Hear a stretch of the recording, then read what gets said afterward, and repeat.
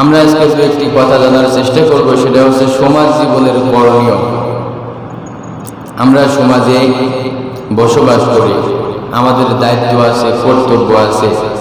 কেমনে আমরা চলাফেরা করব, উঠা বসা করব, আমাদের আচার আচরণ কেমন হবে, আমাদের সৌহার্দ্যতা ভ্রাতৃত্ববোধ কেমন হবে,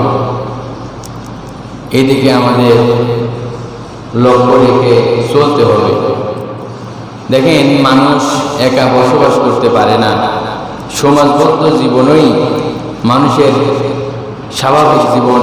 ইসলাম এমন একটি পূর্ণাঙ্গ জীবন ব্যবস্থা যা ব্যক্তি জীবন, পরিবার জীবন, সমাজ জীবন সব কিছুর জন্য সুস্পষ্ট দিক নির্দেশনা দিয়েছে এই আল কোরআন। কোরআন ও হাদিসে একটি শান্তিপূর্ণ, ন্যায়ভিত্তিক ও কল্যাণকর সমাজ গঠনের জন্য বহু নির্দেশনা রয়েছে। মানুষ একা বসবাস করতে পারে না, সমাজবদ্ধ হয়ে বসবাস করে। অথচ এই মানুষ সমাজবদ্ধ হয়ে বসবাস করার পাশাপাশি তাদের মধ্যে নেগেটিভ সাইডটাও পরিলক্ষিত হয়। একই সমাজে বসবাস করছে, একজন আরেকজনের ভালো দেখতে পারতেছে না, মনের মধ্যে হিংসা অনেকের, মানুষের সাথে মানুষের মনোমালিন্য, মনের মিল পড়ে না, তুচ্ছ কথায় ঝগড়া বাঁধায় প্রতিবেশীর সাথে। এরকম হয় না আমাদের সমাজে? আমাদের দূরবর্তী মানুষের সাথে অনেক মিল মহব্বত, বাড়িতে যাওয়া আসা হয়, কিন্তু পাশের বাড়ির মানুষের সাথে আমার মিল নাই। এরকম সমাজে নাই?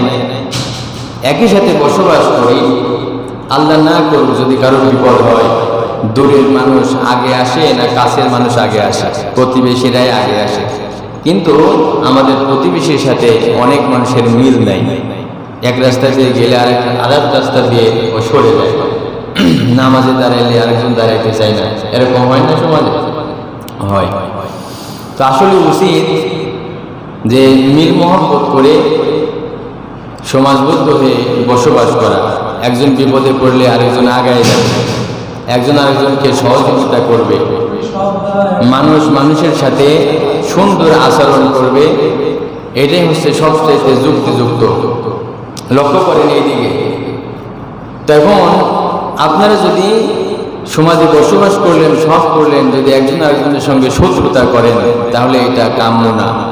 এমন অনেক মুসলমানও আছে, মুসলমানের মধ্যে যদি কোনো মনোমালিন্য হয়, মুনাফিক মার্কে এমন অনেক মুসলমান আছে, এই মনোমালিন্য আরো দীর্ঘায়িত করার জন্য সে চেষ্টা করে, সে সহিংসতা আরো বৃদ্ধি করার চেষ্টা করে, খারাপ পরামর্শ দেয়। এরকম মুনাফিকও সমাজে আছে। মুসলমানের মধ্যে মনোমালিন্য হইতেই পারে। এর অর্থ এই না যে এইটা দীর্ঘস্থায়ী করতে হবে, শত্রুতায় পরিণত করতে হবে, এমন না। মুসলমানের কাজ হচ্ছে সমাজের মানুষের মধ্যে, দেশের মানুষের মধ্যে, মুসলমানদের মধ্যে যদি মনোমালিন্য হয়, মন কষাকষি হয়, তাহলে অন্য মুসলমানদের কাজ হবে তাদেরকে মীমাংসা করে দেওয়া, মিল মহব্বত করে দেওয়া, এটাই কাজ। তো আমরা সংক্ষিপ্ত করে সরে দু একটি কথা কোরআন থেকে জানার চেষ্টা করব ইনশাআল্লাহ। সবাই আমার সাথে পড়েন। আউযু বিল্লাহি মিনাশ শাইতানির রাজীম। বিসমিল্লাহির রাহমানির রহিম। ওয়া আতিউল্লাহা ওয়া রাসূলাহু ওয়া লা তানাযাউ ফাতাফশালু ওয়া তাযহাবা রিহুকুম ওয়াসবিরু ইন্নাল্লাহা মা'আস সাবিরিন। আল্লাহ তাআলা বলেন, ওয়া আতিউল্লাহ ওয়া রাসূল, ওয়া আতিউল্লাহ ওয়া রাসূলাহ, আর আল্লাহ ও তার রসুলের আনুগত্য করো। আনুগত্য করবো আমরা কার? আল্লাহ তাআলার। আর আনুগত্য করতে হবে রসুলের সাল্লাল্লাহু আলাইহি ওয়াসাল্লাম। এবং নিজেদের মধ্যে বিবাদ করো না। ঝগড়া করো না, ফাসাদ সৃষ্টি করো না, অশান্তি করো না। আল্লাহ তাআলা কাদেরকে বলছেন? মুসলমানদেরকে বলছেন। এখানে সব মানুষকে যে বলছেন তা না, মুসলমানদেরকে পরামর্শ দিচ্ছেন কে? আল্লাহ তাআলা, যে তোমরা আল্লাহর আনুগত্য করো, তার রাসূলের আনুগত্য করো এবং নিজেদের মধ্যে বিবাদ করো না, অশান্তি করো না, ফাসাদ সৃষ্টি করো না। তাহলে তোমাদের মধ্যে দুর্বলতা দেখা যাবে। যখন সমষ্টিগত 10 জন মুসলমান এক জায়গায় থাকবে, এদের শক্তি আর 5 জন যখন ভাগ হবে, এই শক্তি কি এক হবে? এক না। আল্লাহ তাআলা বলছেন তোমরা যদি এইটা করো তাহলে কি হবে? তোমাদের মধ্যে দুর্বলতা দেখা দেবে এবং তোমাদের প্রতিপত্তির দিন শেষ হয়ে যাবে। সফরে তোমাদের কাজটা হচ্ছে সফরের পর ধৈর্যের পর তোমরা অবলম্বন করো। অবশ্যই আল্লাহ তাআলা ধৈর্যশীলদের সাথেই আছেন। মুসলমানের মধ্যে একজন আরেকজনের সাথে যদি সমাজে চলতে গিয়ে মনোমালিন্য হয়, এটা দীর্ঘায়িত করা যাবে না। মুসলমানের কাজ হচ্ছে মীমাংসা করে দেবে।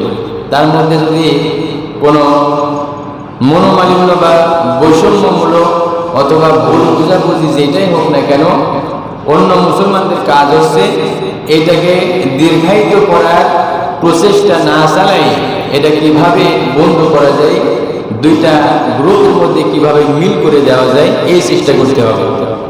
আমাদের সমাজে এমন অনেক মানুষ আছে নামধারী মুসলমান, পাড়া প্রতিবেশী অথবা অন্য গ্রামের কোনো মানুষের যদি ঝগড়া বিবাদ দেখে অথবা আপন দুই ভাইয়ের মধ্যে যদি মনোমালিন্য দেখে, একজন আরেকজনকে ফাঁকে ডেকে নিয়ে যায়, খারাপ পরামর্শ দিবে, ভালো পরামর্শ দিতে চায় না, খারাপ পরামর্শ দিয়ে কিভাবে এটা আরো দীর্ঘায়িত করা যায়, মনোমালিন্য বিবাদ সৃষ্টি করে রাখা যায়, এই চেষ্টা করে। ভাই ভাই যদি দ্বন্দ্ব হয়, এমন অনেক মানুষ আছে আর খুশি হয়। তো মুসলমানের এইরকম আচরণ হবে না। মুসলমানের কাজ হচ্ছে যদি সমাজে বসবাস করতে গিয়ে কারোর সঙ্গে কারো মনোমালিন্য হয়, অন্য মুসলমানদের কাজ তাদের মধ্যে মীমাংসা করে দেবে, মিল মহব্বত সৃষ্টি করে দেবে ইমানের দাবিতে। কারণ মুসলমান যদি ডিভাইডেড হয়ে থাকে, আলাদা হয়ে থাকে, তাহলে মুসলমানদের শক্তি হ্রাস পাবে, কমে যাবে। কারণ মুসলমান হচ্ছে ভাই ভাই, সে যত দূরেই থাকুক, সে আপন ভাই হোক আর অন্য দেশের হোক, যারাই মুসলমান বলে দাবি করবে তারা কি একজন আরেকজনের ভাই। দেখেন আল্লাহ তাআলা বলছেন যে মুসলমান পরস্পর ভাই ভাই, বিরোধ হলে তাদের কাজটা হচ্ছে তারা মীমাংসা করে দেবে। ইন্নামাল মুমিনুনা ইখওয়া, মুমিনরা তো হচ্ছে পরস্পর ভাই ভাই, সেটা আমার আপন ভাই হোক অথবা অন্য গ্রামের হোক অথবা দেশের আরেক প্রান্তের হোক অথবা অন্য কোনো রাষ্ট্রের হোক, যেই মুসলমান সে আমার ভাই। আপনি নিজের জন্য যেমন ভালো চাইবেন, নিজের জন্য ক্ষতি চাইবেন না, অন্য মুসলমানের জন্য আপনাকে ভালো চাইতে হবে, তার অকল্যাণ তার ক্ষতি আপনাকে চাওয়া যাবে না। আল্লাহ তাআলা বলছেন মুমিনরা, ইমানদাররা হচ্ছে মুসলমানরা পরস্পর ভাই ভাই। অতএব তোমাদের কাজটা হচ্ছে যে মুসলমানদের মধ্যে যদি মনোমালিন্য হয়, সমাজে চলতে গিয়ে মন কষাকষি হয়, তাহলে তোমাদের কাজ হচ্ছে মীমাংসা করে দাও। দুইটা গ্রুপের মধ্যে, দুই ভাইয়ের মধ্যে যার সঙ্গে যার দ্বন্দ্ব লাগুক, মিল মহব্বত সৃষ্টি করে দাও।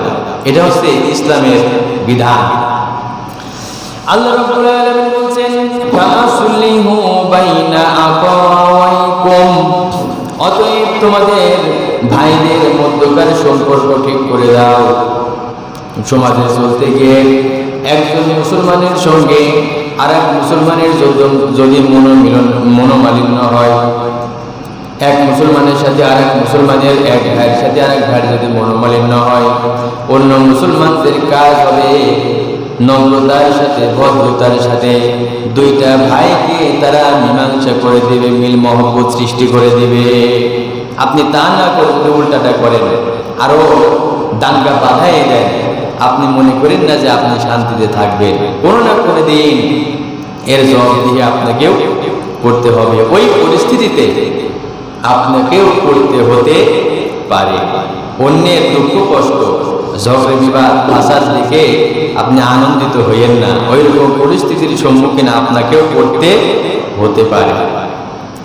আল্লাহ রাব্বুল আলামিন বলেন ইমানদাররা পরস্পর ভাই ভাই, অতএব তোমাদের ভাইদের মধ্যকার সম্পর্ক ঠিক করে দাও, মীমাংসা করে দাও, মিল মহব্বত সৃষ্টি করে দাও। এর পাশাপাশি আরেকটি কাজ হচ্ছে তোমরা আল্লাহ রাব্বুল আলামিনকে ভয় করো। ওয়াত্তাকুল্লাহা লাআল্লাকুম তুরহামুন। আল্লাহ তাআলাকে তোমরা ভয় করো। কাকে ভয় করতে হবে?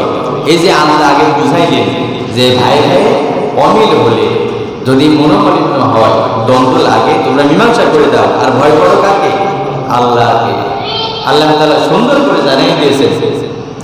আল্লাহ রাব্বুল আলামিনের কথা হলো তোমরা আল্লাহ রাব্বুল আলামিনকে ভয় করো, আশা করা যায় তোমাদের প্রতি মেহেরবানি করা হবে। অর্থাৎ সমাজে চলতে গিয়ে যদি এক মুসলমানের সাথে আর এক মুসলমানের দ্বন্দ্ব লাগে, আর তোমরা যদি ভালো মন নিয়ে মীমাংসা করে দাও, আল্লাহর হুকুম মানো, আল্লাহর বিধানটা মেনে নাও, তাহলে এই কাজগুলো যদি করো, আশা করা যায় আল্লাহ রাব্বুল আলামিন তোমাদের প্রতি দয়া করবেন। সুবহানাল্লাহ। আপনি যদি দুইটা গ্রুপের মধ্যে ঝগড়া বিবাদ মিটাই দেন, মীমাংসা করে দেন, এর সওয়াব কি আপনি পাবেন না? পাবেন। আর আপনি যদি কুপরামর্শ দিয়ে দূরত্ব আরো সৃষ্টি করে দেন, আরো ডিভাইডেড করে দেন, যেন মিল না হইতে পারে, তাহলে এর পানিশমেন্ট, এর জবাবদিহি, এর গুনাহ আপনাকে কি বহন করতে হবে না? অবশ্যই। মানুষের কথা অত্যন্ত দামি, মানুষের কথা অত্যন্ত মূল্যবান। এই কথার মাধ্যমেই দুইটা শত্রুকে বন্ধু বানিয়ে দেওয়া যায়, আবার এই কথার মাধ্যমেই দুইটা বন্ধুকে শত্রুতে পরিণত করা যায়। মানুষের মুখ এতটা গুরুত্বপূর্ণ, এই জন্য এই জবান খুবই সিরিয়াস জিনিস। কিয়ামতের দিন মানুষের প্রত্যেকটা কথা সম্পর্কে তাকে জিজ্ঞাসা করা হবে। মুখ আছে বলে যা ইচ্ছা তাই বলবেন, যেখানে ইচ্ছা সেখানে ভাষা সৃষ্টি করবেন, ইসলামের বিরুদ্ধাচরণ করবেন। এই কথা দিয়ে, জবান দিয়ে, আল্লাহর দেওয়া মুখ দিয়ে এর জবাবদিহি অবশ্যই করতে হবে। তো সমাজ জীবনের করণীয় হচ্ছে কি? পারস্পরিক ভ্রাতৃত্ব ও ঐক্য বজায় রাখা, মিলেমিশে থাকতে হবে। মিলের সাথে, মহব্বতের সাথে, যেমন আমার আপন ভাই, আমার প্রতিবেশী আর এক মুসলমান যে আছে, ও আমার আপন ভাই। আপন ভাই, মুসলমান, ভাই ভাই, এটাই তো মূল কথা। এখানে ইমানের বিষয়টাকে বেশি গুরুত্ব দেওয়া হয়েছে। সেটা কেমন?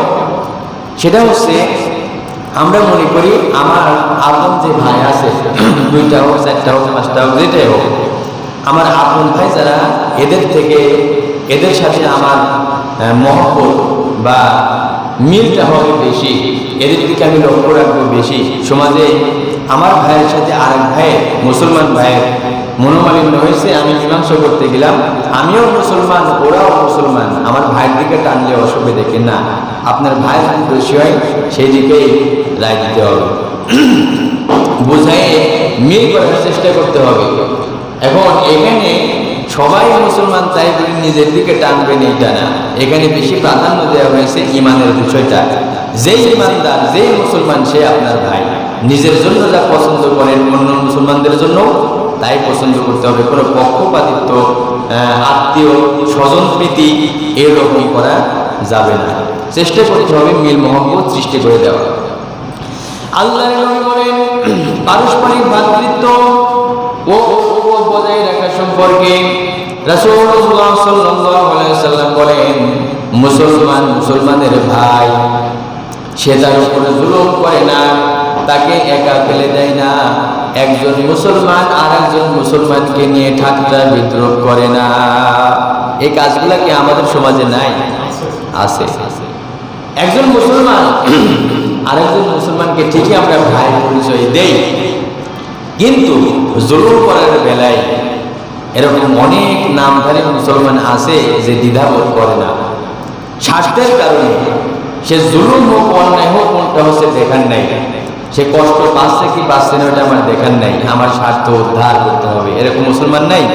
একজন মুসলমান আর একজন মুসলমানের উপর জুলুম করতেছে, কষ্ট দিচ্ছে। বর্তমান বাংলাদেশের জিনা, ব্যভিচার, ধর্ষণ, হত্যা অনেক গুণে বেড়ে গেছে। তো এরা তো মুসলমান বলেই দাবি করে।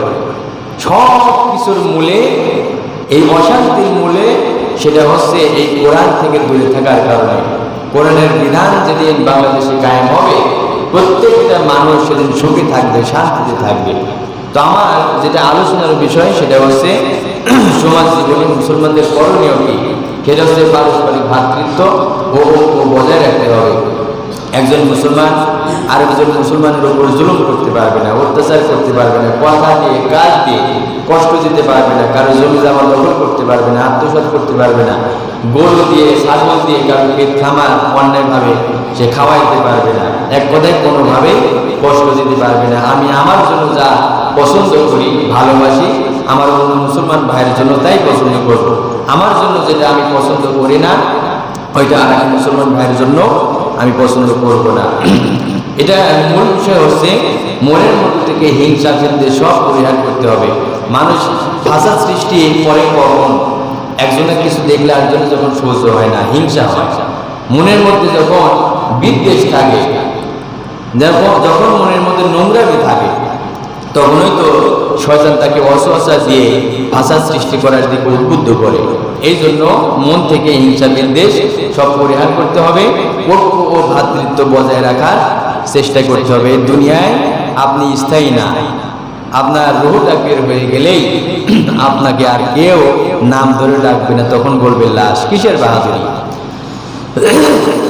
সমাজ জীবনের করণীয় যেটা 2 নাম্বার, সেটা হচ্ছে ন্যায় বিচার ও ইনসাফ প্রতিষ্ঠা করা। সমাজের মধ্যে ন্যায় পরায়ণতার দিকে লক্ষ্য রাখতে হবে, ইনসাফ করতে হবে। আমাদের সমাজে অনেক ক্ষেত্রে আমরা ন্যায় বিচারটা দেখি না। যে ধনী তার দিকে রায়টা চলে যায়, তার বিরুদ্ধে যায় না। তার সন্তান যদি অপরাধীও হয়, টাকার বিনিময় হোক, যে কোনোভাবেই হোক, রায়টা তার পক্ষে যায়। যে দরিদ্র তার বিরুদ্ধে যায়। অনেক সময় এটা সমাজের দেশের মধ্যে লক্ষ্য করা যায়, কিন্তু সমাজের মধ্যে দেশের মধ্যে ন্যায় বিচার প্রতিষ্ঠা করতে হবে, ইনসাফ করতে হবে। আপনার হাতে কোরমা দিল, অথবা কোনো খাবার বন্টন করার জন্য দিল, অথবা দাওয়াত বাড়িতে কোনো অনুষ্ঠানে খাজেনদারি আপনি পাইলেন, আপনার পরিবারভুক্ত আপনার পরিবারের সদস্য যারা আছে ওর পেটে আপনি গোশত দিলেন জনমের মতো, আর অন্য এলাকার বা অন্য জায়গায় যেসব মেহমানরা আছে 2-1 করে দিয়ে আপনি বিদায় নিলেন, তাহলে ওইটাকে আপনার ইনসাফ হলো? তাহলে আপনি সামান্য খাবার বন্টনে যদি আপনি যদি ইনসাফ করতে না পারেন, আপনার হাতে সমাজের দেশের দায়িত্ব দিলে আপনি কি করবেন? ইনসাফ করতে পারবেন? এই জন্য ব্যক্তি জীবন, পরিবার জীবন, সমাজ জীবন, রাষ্ট্রের জীবন, আন্তর্জাতিক অঙ্গন, প্রত্যেকটা ক্ষেত্রে, প্রত্যেকটা সেক্টরে আপনাকে ন্যায় বিচার করতে হবে। সেটা আপনার বিরুদ্ধে যাক, আর বাপের বিরুদ্ধে যাক, আর যার বিরুদ্ধে যাক, এবং ইনসাফ প্রতিষ্ঠা করতে হবে। ইনসাফ সমভাবে আপনাকে যে জিনিসই হোক সবার দিকে খেয়াল রাখতে হবে। আল্লাহ রাব্বুল আলামিন বলছেন, ইন্নাল্লাহা ইয়া'মুরু বিল আদলি ওয়াল ইহসানি ওয়া ইতাইজিল কুরবা। আল্লাহ রাব্বুল আলামিন ন্যায় নীতি, পরোপকার ও আত্মীয় স্বজনদের দান করার হুকুম দিয়েছেন। প্রথমেই বলছেন ন্যায় বিচারের কথা। কিসের কথা? এই যে নির্দেশ, আল্লাহ তাআলা কি বলছেন খুব ভালোভাবে খেয়াল করবেন। আল্লাহ তাআলা বলছেন যে আল্লাহ তাআলা ন্যায় নীতি, ন্যায় বিচার, ইনসাফ এর ক্ষেত্রে আল্লাহর হুকুম দিয়েছেন সমাজের মানুষদেরকে, মুসলমানদেরকে। এরপরের কাজটা হচ্ছে পরোপকার, মানুষের উপকার করবেন, মানুষের ক্ষতির কথা ভাববেন না। খয়রুন নাস মা ইয়ানফাউন নাস, যে মানুষের উপকার করে সেই ভালো মানুষ। আল্লাহ তাআলা মানুষের উপকার করার, পরোপকার করার নির্দেশ দিয়েছেন, হুকুম দিয়েছেন, এবং আত্মীয় স্বজনদেরকে দান করার হুকুম দিয়েছেন। এই হুকুমগুলো কার? আল্লাহ তাআলা। আরেকটি বিষয় হচ্ছে, দেখেন, আপনি যে ধনী আছেন, আপনার আরেক মুসলমান ভাই দরিদ্র, খাবার পাচ্ছে না, সন্তান পড়াশোনা করতে পারতেছে না, অথবা আপনার আপন ভাই, আপন বোন, অথবা ফুফু, খালা, খালু, যারাই হোক আত্মীয় স্বজন ওরকম দরিদ্র থাকতে পারে না? থাকতে পারে। আপনি সচ্ছল, আপনি যাদের খোঁজ খবর নেবেন না, এমনটা হবে না। আল্লাহ তাআলা বলছেন যে আত্মীয় স্বজনদেরকে দান করার হুকুম দিয়েছেন কে? আল্লাহ তাআলা। এই হুকুম আপনাকে ফলো করতে হবে। আপনি সুখে স্বাচ্ছন্দ্যের দিন কাটাবেন, আপনার আপন ভাই খাবার পাচ্ছে না, ভাইয়ের ছেলে পোশাক পাচ্ছে না, পড়াশোনা করতে পারতেছে না, আপন বোন দরিদ্র কষ্টে আছে, তার খোঁজ নেবেন না, এটা তো হবে না। আল্লাহর হুকুম, তাদের খোঁজ খবর আপনাকে রাখতে হবে, তাদেরকে সহযোগিতা করতে হবে। এরপরে সমাজের মানুষের আরো কিছু কাজ আছে। আল্লাহ রাব্বুল আলামিন নির্দেশ দিয়েছেন ওয়ায়ানহা আনিল ফাহশাই ওয়াল মুনকারি ওয়াল বাগই ইয়াইযুকুম লাআল্লাকুম তাযাক্কারুন। আল্লাহ রাব্বুল আলামিন বলছেন অশ্লীল, নির্লজ্জতা ও দুষ্কৃতি এবং অত্যাচার বাড়াবাড়ি করতে নিষেধ করেছেন। তিনি তোমাদের উপদেশ দেন যেন তোমরা এর থেকে শিক্ষা লাভ করতে পারো। সুবহানাল্লাহ। এই যে হুকুম দিয়েছেন আল্লাহ, পরামর্শ দিচ্ছেন কে?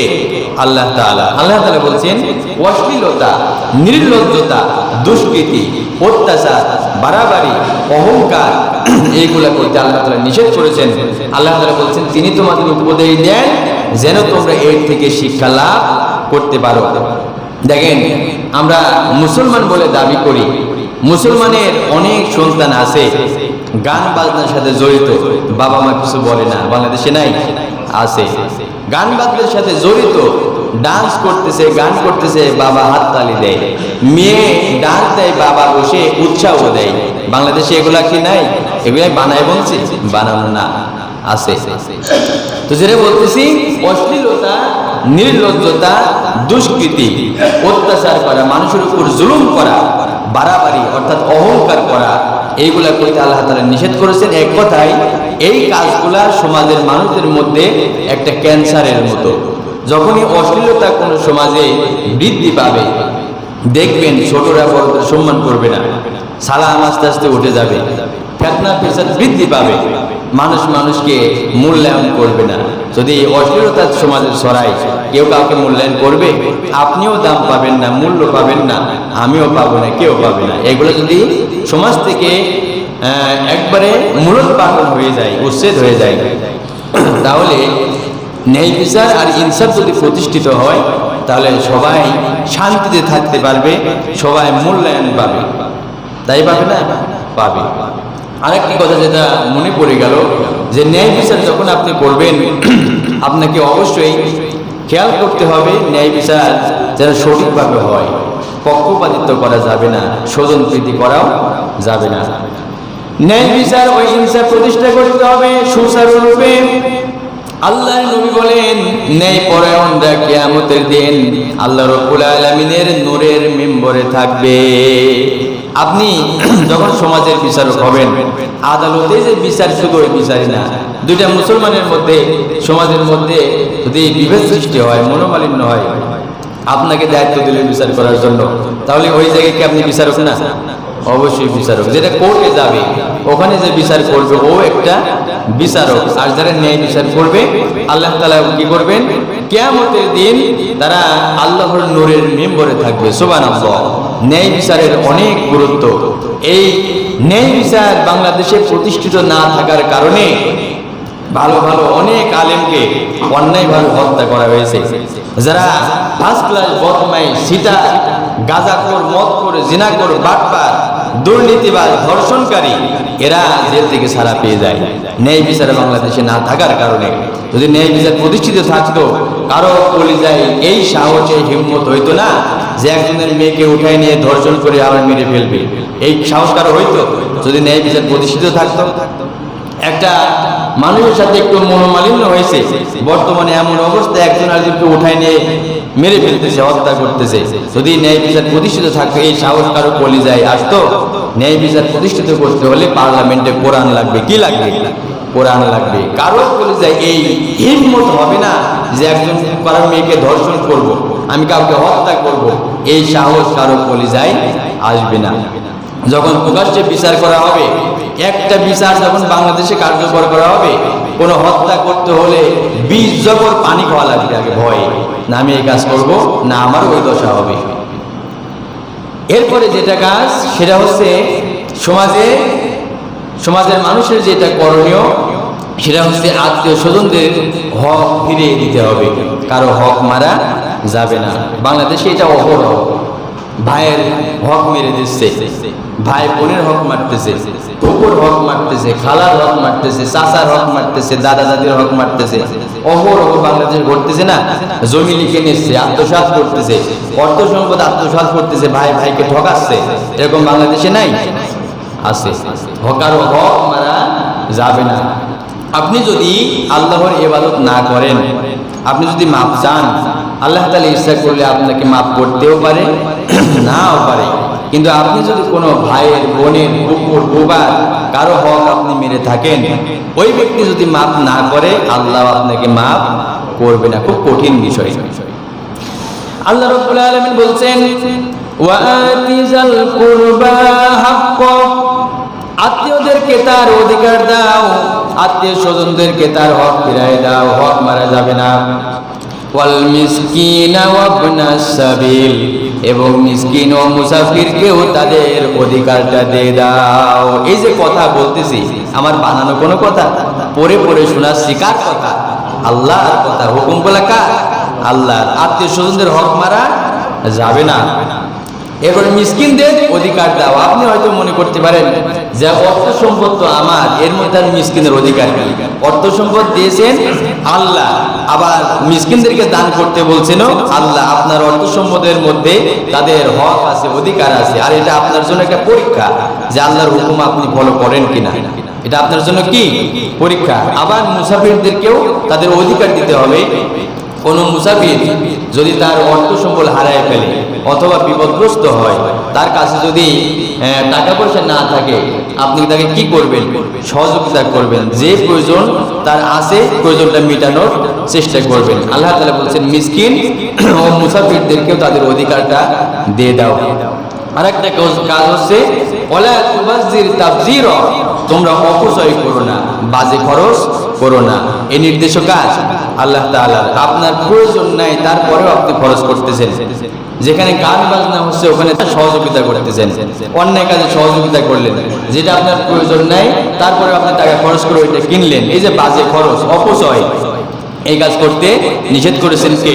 আল্লাহ তাআলা। অর্থ সম্পদ আছে বলেই আপনি দুহাত দিয়ে সমানে উড়াবেন, এইটাও হবে না। মধ্যম পন্থা অবলম্বন করতে হবে, আল্লাহর হুকুম ফলো করতে হবে। আল্লাহ তাআলা দান করতে বলছেন, দান করবেন নিজের জন্য, পরিবারের জন্য, আত্মীয় স্বজনের জন্য খরচ করবেন, কিন্তু বাজে খরচ